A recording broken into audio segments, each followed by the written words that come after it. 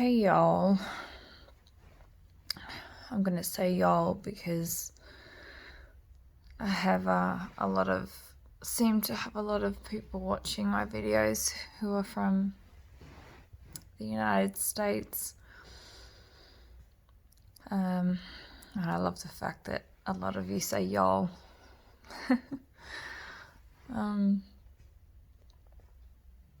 Today is I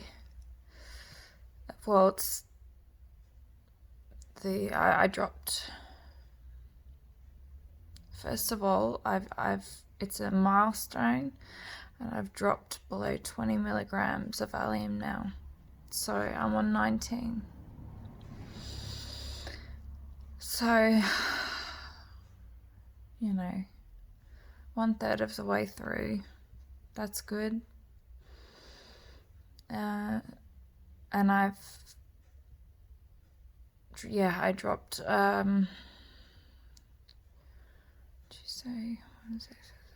dropped about 4 days ago, and about 4 days in is when I start to feel the effects of the drop. So today I've been in bed most of the day, and I'm lucky because my husband came home from work last night. He flies in and flies out, so he's away for a week at a time. So I try and time my drops with his schedule.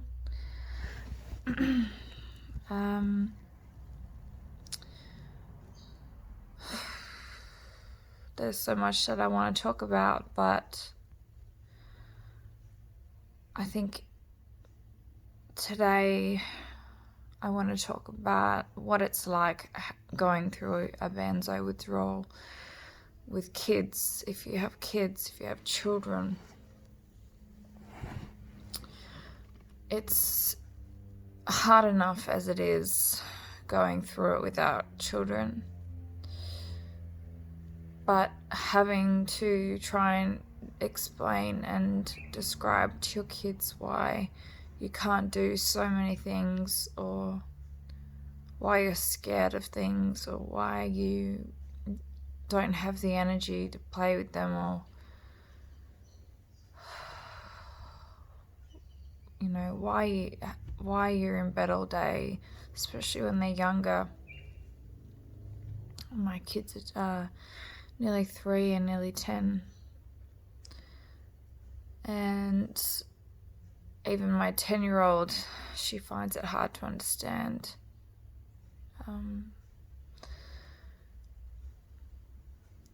It's hard enough to do this without children, but to do it with children, especially when you're on your own for a good portion of the time. Not that I'm completely alone. I have my parents, but I try not to. I don't want to bother them all the time. And my youngest goes to daycare a few days a week, so that helps me out. But when my withdrawal hits me hard, you feel real guilt that you can't be the mum that you want to be, or the dad that you want to be.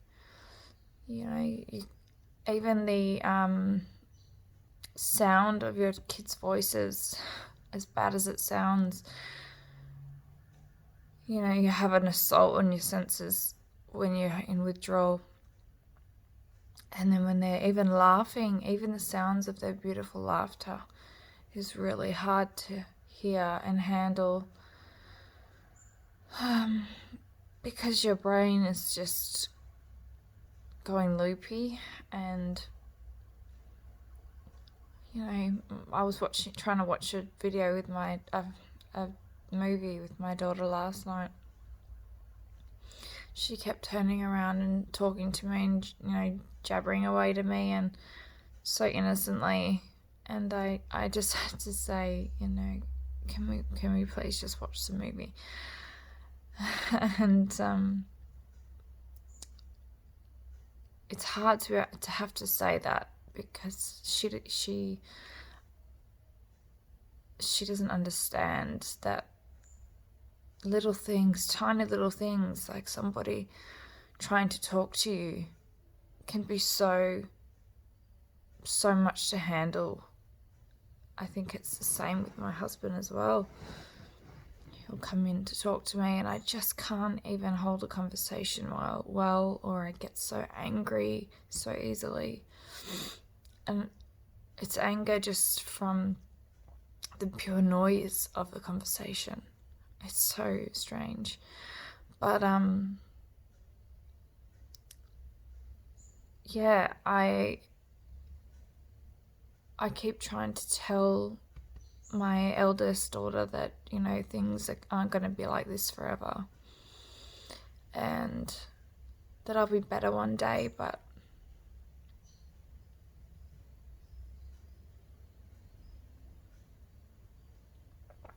when I think about how long I have to go still, which I tried not to do,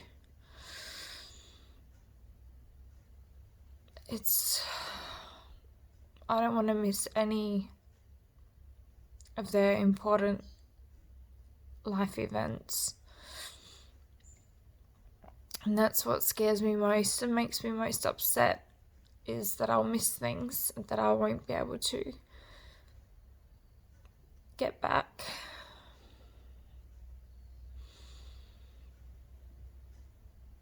So I decided that I wasn't going to put a time limit on my taper,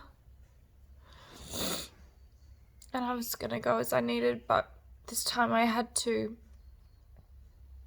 drop again earlier than I wanted to, about a week earlier, because I have my kids' birthdays in the same week, end of May, and I wanted to be well enough so that I could celebrate their birthdays, because to miss that would be horrible.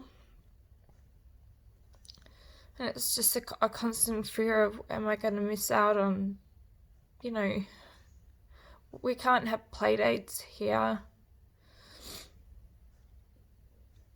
because it's too much for me.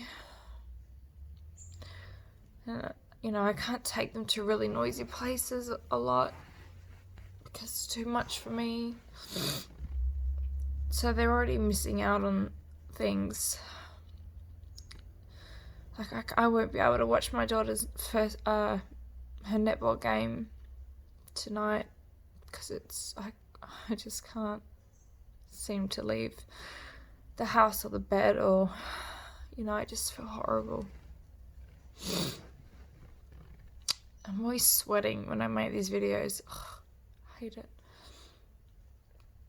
Anyway, the fear of missing out things that I won't be able to get back is really big, because that's what I do. I am a stay-at-home parent, and I would have loved to have been working by now, or, you know, studying, and things just haven't worked out that way. But so I'm trying to enjoy being a stay-at-home parent, but I can't be a stay-at-home parent properly the way I want to do it.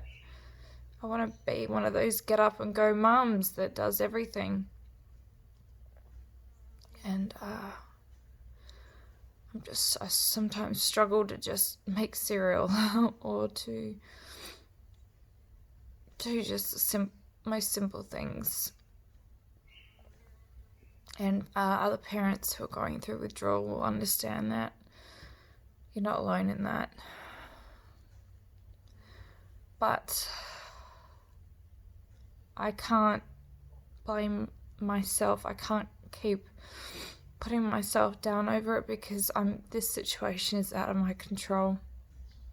It just is. All I can do is do my best, and I think if you have kids, to try and explain to them as best as you can what's going on. Even if they don't really get it, just try and explain the best way you can why you are the way you are right now, because not saying anything, you know, they who knows what they're thinking. You know, Mum doesn't love me, or Dad, why doesn't Dad want to play with me? It's not that we don't want to do those things, it's that we physically and mentally are really challenged to do those things. Sometimes we can push through them and sometimes we can't. So, yeah, let's not keep our kids in the dark about it. And I'm definitely going to be more vocal with my children. My youngest won't understand anything, but, you know, I'll still just say, I say, Mummy's sick, Mummy's unwell, you know. When he'll say, oh, you know, let's go to the park or this or that, and it's a bad day for me, I have to just say, Mummy's sick. And, you know, he'll get out his doctor's kit and he'll try and fix me, and it's sweet, but it's really sad at the same time. But today is a good day because, you know, I've come a long way. I have a long way to go, but I have come a long way, and this is a good milestone for me. And I hope that you guys are all reaching your milestones, even if you feel like crap. It's a good thing, right? So hopefully I'll feel better soon, and still working on being positive and trying not to let fear control me, and thinking of good things in the future. Always do that. I'm gonna make a list of, like a bucket list of things that I want to do once this crap is over. And I'll have a new appreciation of life. I already do. So, anyway, just wanted to talk about doing this with kids a little bit. And parents, don't feel guilty. You know, parents feel guilt so much for so many things when they're parenting, because no one knows what the hell they're doing. Or there's no book for this. So, you know, as long as you're doing your best, you're doing as much as you can, then, you know, that's all we can do. And this is just a little season in our life. It's not forever. We're going to get better, even if we don't feel better straight away after we finish our taper, or we go through insomnia. You know, that's a fear of mine, that I'm going to have that, but I try and just pass it off. And no matter what happens, eventually we're going to be better and we're going to be okay. And, you know, it'll make us better parents, actually, because we'll know what it's like not to be able to be the best parent that we can be, and we're not going to take it for granted. So there are good lessons to be learned and good days to come. And, you know, I love you guys. Thank you for commenting on my videos and talking with me and sharing your experiences. And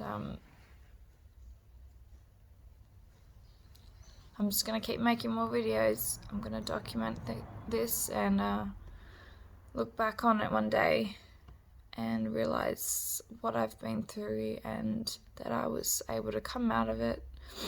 And I did my own little video to myself saying that if you can get through this, you can get through anything. So that no matter what else hits me in life later on, if you can get through a benzo withdrawal, you can get through anything. So, yeah, bless you all, and I'll see you in the next video. See ya.